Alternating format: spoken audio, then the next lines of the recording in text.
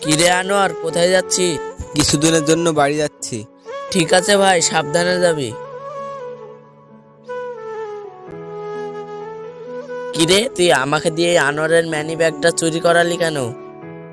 ওর মা গ্রামের বাড়িতে খুব অসুস্থ, আর ও যাচ্ছিল এ কোটা টাকা নিয়ে ওর মার চিকিৎসা করাতে। আর তুই বল, এ কোটা টাকা দিয়ে কি হবে?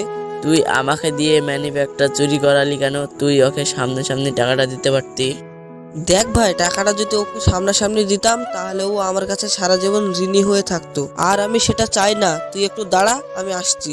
ইস, মানি ব্যাগটা যে কোথায় হারালো। এ আনোয়ার, কি রে ভাই, কি হয়েছে? ভাই, মানি ব্যাগটা কোথায় হারিয়ে গেল বুঝতে পারছি না। আরে পাগলা, তোর মানি ব্যাগটা আমার কাছে রেখেছিলি, এই নে দেখ। ঠিক আছে তাহলে, ভালোভাবে যা। এতগুলো টাকা! ফারুক, তুই আমার জন্য কত করবি ভাই? আর